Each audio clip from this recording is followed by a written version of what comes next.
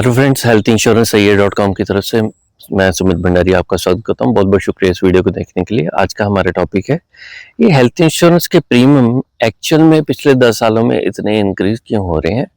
इसकी थोड़ी सी research based आपको मैं फैक्ट्स बताने की कोशिश करूंगा। देखिए, सबसे पहली बात, आज से 10 साल पहले अगर आपकी उम्र 45 से ऊपर होती थी तो हर एक इंश्योरेंस कंपनी आपका मेडिकल चेकअप कराए बिना पॉलिसी नहीं देती थी। तो होता क्या था, एक तो कंपनी ऑडिट कर लेती थी कि भी आप हेल्दी हो या नहीं हो, उसके हिसाब से जो पर्सन अनहेल्दी है उसको पॉलिसी देने से मना कर देते हैं। आज क्या हो रहा है, आपको बीपी है, शुगर है, कोई भी प्रॉब्लम है, कंपनी आपसे एक्स्ट्रा पैसे ले रही है और आपको पहले दिन से इन सारी चीज़ों की कवरेज दे रही है। तो क्या हुआ, जो पूल है, बहुत सारे लोग जो पॉलिसी के अंदर आ रहे हैं उसमें अनहेल्दी लोग एंटर कर गए हैं।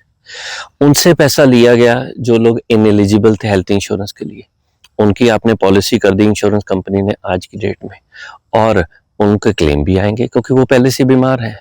तो उन लोगों के, जो बीमार लोगों की आपने पॉलिसी में एंटर करा दी, हेल्थ इंश्योरेंस के पूल में एंटर कर दिए, उनके क्लेम आए तो क्लेम रेशियो इंश्योरेंस कंपनी की बढ़ती जा रही है और उसका जो खामियाजा है, यानी उसके लिए जो एक्स्ट्रा पैसे हैं वो लोग वो भर रहे हैं जो कह रहे हैं मैंने 5 साल 10 साल से कोई क्लेम तो लिया नहीं, लेकिन मेरा प्रीमियम बढ़ता जा रहा है। तो ये एक बहुत बड़ी रीज़न है। अब ये चीज़ें आईआरडी को भी मालूम है, मेरे जैसे एक सिंपल इंसान को मालूम है, तो आईआरडी को क्यों नहीं मालूम होगी। तो यहाँ पे बहुत बड़ी प्रॉब्लम रेगुलेटर की है। आज ही इस चीज़ का निदान करने के लिए हर एक कंपनी के अंदर आपकी उम्र 45 नहीं 50 तो आपका मेडिकल चेकअप होना ही चाहिए। देखो, ये चीज़ एक सच्चाई है कि बहुत साल पहले जो हमारा खाना पीना था वो बेहतर होता था। तो वो लोग जब आज से 10 साल पहले 20 साल पहले जब लोगों की 45 की एज के ऊपर जो हेल्थ इश्यूज होते थे, आज की डेट में 35 और 40 पे होने लगे हैं। इस चीज़ को समझो, लाइफस्टाइल खराब हो गया, हर एक चीज़ के अंदर मिलावट है और लोग जिम में जाते हैं तो अनसॉलिसिटेड एडवाइस लेते हैं, तो उसके हिसाब से उनको नुकसान हो जाता है। तो बहुत सिंपल सा सॉल्यूशन है। आप चाहते हो कि भी आपका प्रीमियम ना बढ़े, तो आप अपने अपने प्लेटफॉर्म के थ्रू किसी भी माध्यम से ये आवाज़ को उठाओ कि भी मैं पॉलिसी लेना चाहता हूँ, मेरी उम्र 45 से ऊपर है, मेरा हेल्थ चेकअप कराओ। कंपनी में प्रेशर डालना शुरू करो। दूसरी रीज़न क्या हुई है, पहले आईआरडी का एक प्रिंसिपल होता था कि अगर एक इंश्योरेंस कंपनी है, अगर वो नुकसान में जा रही है तो वो अपनी बैलेंस शीट आईआरडी को दिखा के अपना प्रीमियम बढ़ा सकती है। आईआरडी उसको 6 महीने के अंदर चेक करती है कि हाँ भाई, हमने आपकी बैलेंस शीट देखी, वाकई भाई आपको तो बहुत ज़्यादा नुकसान हो रहा है, तो अब आपको प्रीमियम बढ़ाने की ज़रूरत है। अब क्या हो रहा है, इंश्योरेंस कंपनी ने ऊट पटांग के फीचर ऐसे डाल दिए हैं। नंबर 2, आईआरडी इतनी ढीली है, तो हो क्या रहा है, हर एक 1.5 साल के अंदर 7 to 8% प्रीमियम जंप करने का दौर आ गया है। पहले कंपनीज क्या होती थी, 4 साल के अंदर 10% का प्रीमियम हाइक करती थी, क्योंकि इतनी मारामारी नहीं थी, लोग इतने बीमार भी नहीं होते थे और बीमारियों के खर्चे कम होते थे। अब जो बीमारी का खर्चा, अगर आज किसी छोटे शहर में 25,000 रुपये में सपोज करो किसी माता मैया बहन किसी की भी डिलीवरी हो रही है, बच्चा हो रहा है, वही अगर आप बड़े शहर में जाओगे नॉर्मल डिलीवरी का 1 लाख रुपए लग रहा है और सिजेरियन है तो 2-2 लाख रुपए लग रहे हैं। भाई ऐसी क्या है, आज भी अगर आप छोटे शहर में जाओगे तो वहाँ पे 20-25 हज़ार रुपये के अंदर डिलीवरी हो जाती है, सिजेरियन नॉर्मल तो 8-10 हज़ार रुपये में हो जाता है। तो ये जो गैप है जिसके अंदर मेरे जैसे एक इंसान को मालूम है, तो क्या आईआरडी को नहीं मालूम। सरकार के पास तो हर एक साल 15-20 हज़ार करोड़ रुपए का इस बिजनेस से जीएसटी आता है, उसमें से भाई साहब आप 50 लाख रुपए 1 करोड़ रुपए लगा के क्या ऐसा कोई सिस्टम नहीं बना सकते कि इन चीज़ों को चेक किया जाए। तो हो क्या रहा है कि जो 3-4 साल के अंदर 10% का 15% का हाइक आता था, अब इंश्योरेंस कंपनी ने हर एक साल 7-8% का या हर एक 2 साल के बाद 15% का जंप आने लग गया।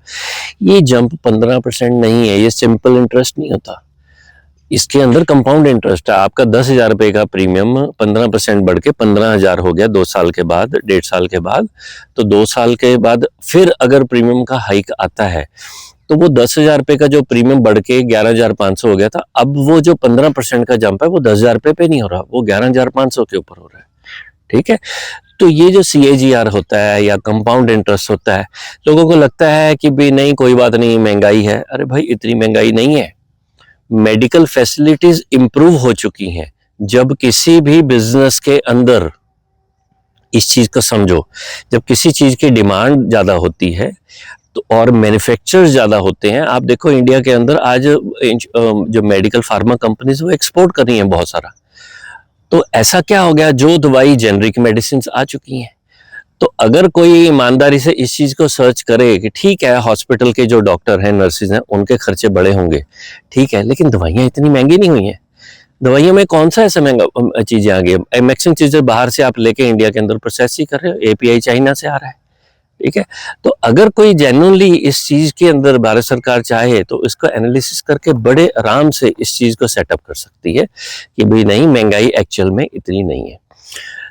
तीसरी जो बहुत बड़ी खामी हुई है वो ये हुई है कि अगर आज मैं हॉस्पिटल में एडमिट होता हूँ और मेरा जो बिल है बाई चांस सपोज कर लो 2.5 लाख रुपए का बिल बन गया, और हॉस्पिटल थोड़ा बदमाश टाइप का था और उसने ये बिल इंक्रीज करके सपोज कर लो कर दिया कि भाई इससे 35,000 रुपये एक्स्ट्रा ले लेते हैं, 2,65,000 रुपये का बना दिया, या 2,75,000 रुपये का बना दिया, 2,85,000 रुपये का बना दिया। मैं एज अ कंज्यूमर पेशेंट, मैं जब वहां से छुट्टी करके निकल रहा हूँ, भैया मेरा तो ये लाइन नहीं है ना, मेरा ये काम थोड़ी है। मुझे क्या मालूम कि भाई ये इन्होंने जो इन्फ्लेट करके बिल बना दिया ये मेरे को पे करना चाहिए या नहीं करना चाहिए। मैं चेक नहीं कर सकता ना, मैं तो बीमार हूँ, छुट्टी करके मैं तो घर आना चाहता हूँ। तो इस जो एक बिल बन रहे हैं बड़े बड़े हॉस्पिटल के अंदर जहाँ पे लाइन लगी हुई है, वहां पर जो सरकारी कंपनियां उन्होंने बहुत अच्छा काम किया, जिप्सा करके उनका नेटवर्क बना हुआ है, वहां पे वो इसको कंट्रोल करते हैं। सीजीएचएस के अपने रेट है, ईसीएचएस के अपने रेट है, लेकिन जो प्राइवेट हेल्थ इंश्योरेंस कंपनियां हैं या प्राइवेट जो बिजनेस चल रहा है, इसके अंदर इस टाइप की कोई भी जो जिम्मेवारी है, इंश्योरेंस कंपनी के हाथ में तो पावर होती नहीं। ठीक है, या थोड़ी बहुत उनको भी बिजनेस करना है, बोर्ड ऑफ डायरेक्टर से प्रेशर होता है, इन्वेस्टर से प्रेशर होता है, स्टेक होल्डर इतना जोर डालते हैं, तो वो नॉर्मली इस काम के अंदर नहीं आते, वो तो प्रीमियम बढ़ाते रहते हैं, लोग आज की डेट में देते भी जा रहे हैं। लेकिन अगर इस चीज के लिए कोई हेल्थ मैनेजमेंट या कोई हॉस्पिटल का रेगुलेटर भारत सरकार बना दे, ठीक है, तो क्या इसके अंदर जो हॉस्पिटल के उलझुल बिल बन रहे हैं, क्या इस पे थामा जा सकता है? 100% थामा जा सकता है। सरकार ने कुछ साल पहले जो हमारे स्टंट हैं या कुछ अलग अलग जो टाइप की मेजर चीजें होती थी उसके ऊपर लगाया कि भाई नहीं, आप 15, 25, 50,000 से ज्यादा आप नहीं बना सकते, नी रिप्लेसमेंट के लिए नहीं कर सकते।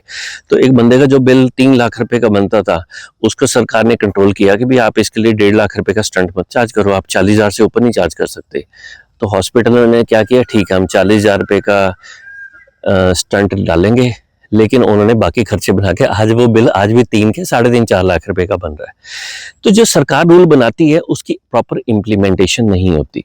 हम लोग टैक्स किस लिए भरते हैं? हम लोग टैक्स इसलिए भरते हैं कि भी भारत सरकार जो भी जिन चीजों को भी मतलब सरकार को हमने पैसा दिया है ना कि भाई अब आप कानून के रखवाले हो, मैंने उनको पैसा दे दिया, वो लॉ एंड ऑर्डर के लिए फीसें दे रहे हैं, मतलब टैक्स है उनसे सैलरीज जा रही हैं, एडवोकेट्स को जा रही है, पार्लियामेंट की फीसों जो जितने भी खर्चे आ रहे हैं वो मेरे टैक्स में से निकल रहे हैं। तो ये जो टैक्स पेयर्स मनी है ये सही जगह जिन लोगों के पास जा रही है, जिनकी अच्छी अच्छी फैसिलिटीज मिल रही हैं, बोर्ड रूम में बैठते हैं, टीक वुड टाइप के उनके हर एक चीज की फैसिलिटी होती है, बड़े बड़े भवन बन रहे हैं आज इंडिया में, लेकिन जो बंदे वहां पे बैठे हैं जो उनको क्योंकि फर्क नहीं पड़ता इसलिए वो निकम्मे हैं, मैक्सिमम लोग निकम्मे हैं। वो ग्राउंड लेवल पे ऐसी चीज जिससे एक मिडिल क्लास के बंदे के मेडिकल के बिल ज्यादा ना बने, ये लूटपाट कम हो जाए, उसके लिए कोई करते नहीं है। ठीक है ना, तो जब तक ये एक सरकार के हाथ में पावर है ना, सरकार का काम है ये रेगुलेशन करना, सरकार का काम है कि आप कुछ इस तरीके का सिस्टम बनाओ कि जो आम बंदा है उसको आप किसी ना किसी तरीके से बचाने की कोशिश करो। देखो जो गरीब आदमी है उसको तो आपने आयुष्मान भारत स्कीम दे दी है, ठीक है ना, और जो मिडिल क्लास है उसको अपनी जेब से खर्चा पे करना है और कुछ नहीं कर सकते। 18% का जीएसटी है, इसी को कम कर दो, ठीक है ना। चौथा पॉइंट जो मैं बताऊंगा, जब हेल्थ इंश्योरेंस का बिजनेस स्टार्ट हुआ था आज से 5, 10, 15 साल मतलब 20-25 साल पहले प्रॉपरली, पहले इसके अंदर एक सर्विस टैक्स आया था 5% का, मेरे ख्याल से 25 साल पहले की बात है या 20 साल पहले की बात है, सर्विस टैक्स फर्स्ट टाइम आया था। वो जो आया था हमारे पास सर्विस टैक्स 5% के, धीरे धीरे उसमें सेस लगते रहते करते करते वो 10% हो गया, आज करते करते ये जो उसका रूप है वो चेंज होते होते जीएसटी में कन्वर्ट हो गए, अब वो बन गया 18%। 18% एक मिडिल क्लास का बंदा पहले तो इनकम टैक्स पे करता है, ठीक है, उसके बाद घर के खर्चे, स्कूलों के खर्चे, बच्चों के हर एक साल बढ़ रहे हैं, हर एक चीज़ की महंगाई हो रही है। वो अपने आप को प्रोटेक्ट करने के लिए एक पॉलिसी लेता है जिसको बोलते हैं हेल्थ इंश्योरेंस पॉलिसी। कितनी मजबूरी में लेता होगा, उसने साल का 30,000 रुपये का वो ड्राई फ्रूट नहीं खाता, 30,000 रुपये का अपनी हेल्थ के ऊपर नहीं खर्चा करता, 30,000 रुपये का अच्छी क्वालिटी का दूध नहीं लेता, देसी घी नहीं लेता, लेकिन मजबूरी में अपने घर को प्रोटेक्ट करने के लिए वो 30, 35, 40,000 रुपये की एक पॉलिसी लेता है, जिसमें से आपने जुर्माना लगा दिया कि भैया मिडिल क्लास का तो बंदा है, वैसे तेरे को किसी तरीके की कोई फैसिलिटी नहीं है, एक तो टैक्स भर और ऊपर से तेरी हिम्मत कैसे होगी कि तूने अपने आप को प्रोटेक्ट करने की कोशिश की, ले तेरे पे 18% का हम लगान लगा रहे हैं। कोई लॉजिक बनता है? आप ध्यान से सोच के देखो, एक इंसान अपने आप को प्रोटेक्ट करने की कोशिश कर रहा है, अपने परिवार को, उसको कहीं से कोई सहारा नहीं है, कोई सरकारी स्कीम नहीं है उसके लिए, और उसको नौकरी से निकाल दिया तो कोई लेबर इंस्पेक्टर उसके लिए हेल्प नहीं करेगा, उसको कल को वो अपाहिज हो जाए, वो अपने आप पे डिपेंडेंट है, ठीक है, उसके परिवार को घर लेने के लिए वो जा रहा है, वहाँ पे आपने इतना बड़ा रेगुलेटर बना दो दिया तो रेरा, और कितने लोगों के करोड़ों अरबों रुपए फंसे हुए हैं। भाई जीएसटी तो कम कर दो। ऐसा मिडिल क्लास के बंदे ने क्या कर दिया कि जो आप 5% का सर्विस टैक्स होता था, आज आपने उसको धीरे धीरे करके 15-20 साल के अंदर उसको 18% कर दिया। ये एक मेजर रीजन है। आपकी 20,000 की पॉलिसी में भाई साहब 3,600 रुपये, 4,000 रुपये के आसपास आपका जीएसटी जा रहा है। समझ के देखो, प्रैक्टिकली देखो, 20% के आसपास सरकार को हम लगान दे रहे हैं। अरे मेरे को तो आपको किसी न किसी तरीके का डिस्काउंट देना चाहिए, ठीक है ना। अब मोर बोल रहा है तो ये एक मेजर रीजन है। फाइनली जिस चीज के अंदर मैं 100% श्योर हूँ कि कोई घपला है, वो ये है कि जो इंश्योरेंस कंपनीज हैं उनका मेन काम सोसाइटी के अंदर कुछ ना कुछ उसका एक रोल होगा आईआरडी के लिए, कि इंश्योरेंस पेनिट्रेशन, प्रॉफिट, ठीक है, आप जेन्युइन सा प्रॉफिट बना के रख सकते हो।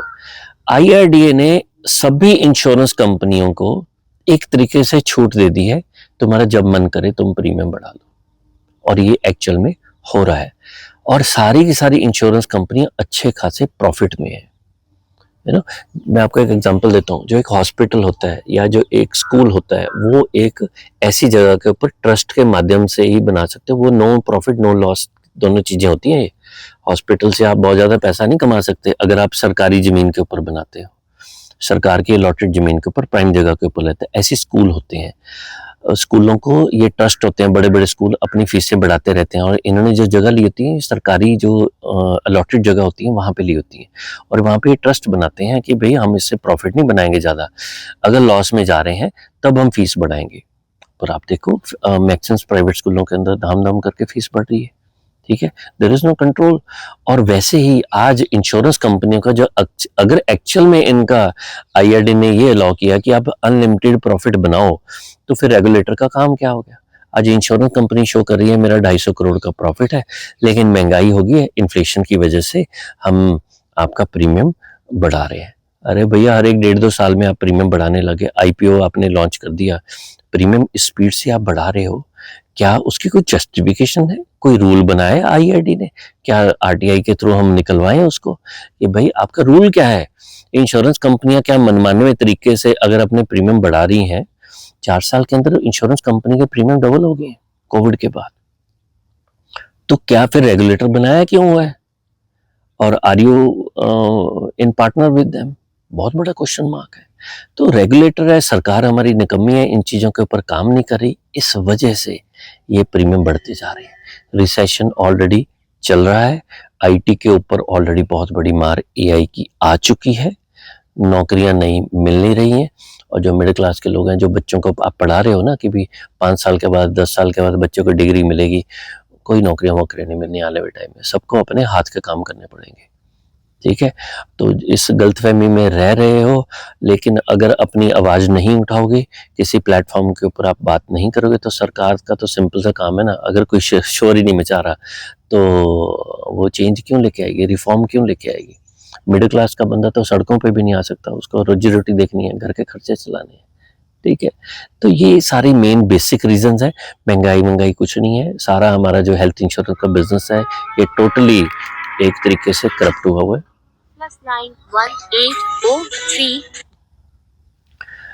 तो बेसिकली हमारा ये बिजनेस है सारा का सारा हेल्थ इंश्योरेंस का, ये करप्शन के ऊपर चल रहा है। इसकी वजह से हम लोगों को ये ज़्यादा से ज़्यादा प्रीमियम पे करने पड़ रहे हैं। मैंने अपनी मन की कुछ बातें आपसे शेयर करने की कोशिश की, आपको लगा कि इसके अंदर कुछ सेंस बन रही है तो इस वीडियो को लाइक करिए, अपने कुछ दोस्तों के साथ शेयर करिए। अच्छा लगा तो हमारा चैनल आप सब्सक्राइब कर सकते हैं। आपके बारे में, आपके इस टॉपिक के बारे में कोई राय है तो आप एक नीचे कमेंट में भी लिखिए, आप इसके बारे में क्या कहना चाहते हैं। चलिए, इस वीडियो को देखने के लिए आपने समय निकाला, बहुत बहुत शुक्रिया। जय जय श्री राधे।